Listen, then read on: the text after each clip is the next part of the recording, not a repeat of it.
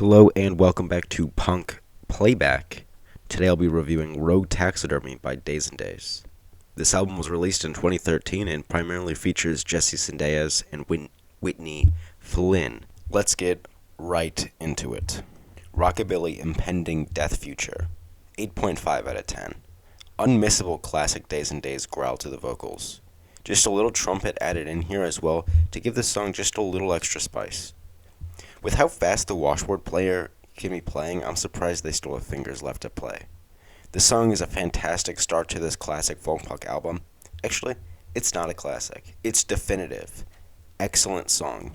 Fuck it. 9.5 out of 10. This song is a bit slower than the last, but it's a hit, and it's a hit for a reason.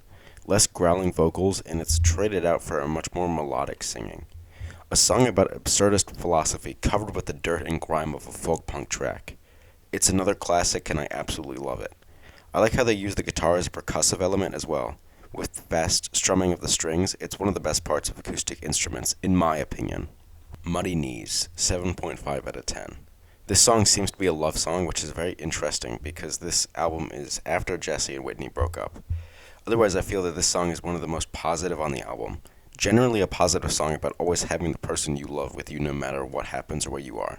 Extremely sweet. Just confusing on this album understanding the history. Call in the Coroner, 7.5 out of 10. The song starts with an acoustic guitar and trumpet. What is not to love about that?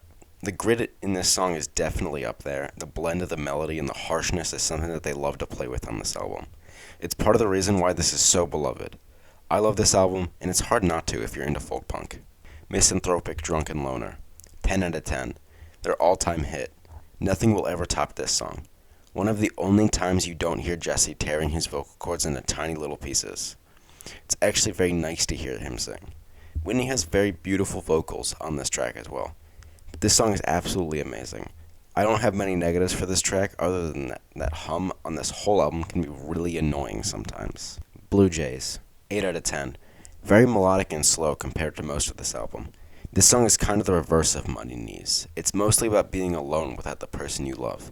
It's interesting how they include both opposites on the same album. Maybe for you to listen to no matter what point in your life that you're at. Remnants of What People Used to Be, 7.5 out of 10. Jesse's vocals come in like sandpaper after such a nice song, but I love it though. This song is mostly about how fake and unrealistic the world can be. They're right, obviously. Everybody knows the real world is hardly real and genuine in an ironic twist of fate. Regardless, this song is pretty typical for Daze. Not a whole lot to specifically point to, but I definitely still like it. Dagons, 9.5 out of 10. This song is so easy to sing because it's so repetitive, but it's repetitive in a very fun way. I love Jesse and Whitney's verses on this track. They're both absolutely fantastic. More trumpet, which of course I love. It's an excellent addition to already great songs. I will never skip this song. It's just so fun. Fate of a Coward, 8 out of 10. This song has a bit of a mystique about it. I'm not sure how to describe it. It reminds me of Risk and Reward by Littlefoot, which I will definitely need to review that album sometime. But about this song. There's a second female lead, I think, unless it's Whitney singing in a different pitch. That's very interesting. This song is about abuse and getting revenge. It's great. Dazed from the dazzle of decadence and constantly reminded of death, 7 out of 10. Why did they make this song title as long as possible? Good God, how am I going to fit this on the end slide?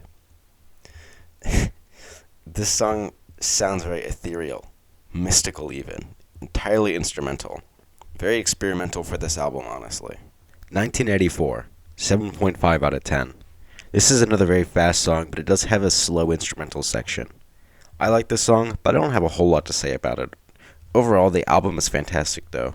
Jesse's really putting everything into those growling screams, though, and I really have to commend that.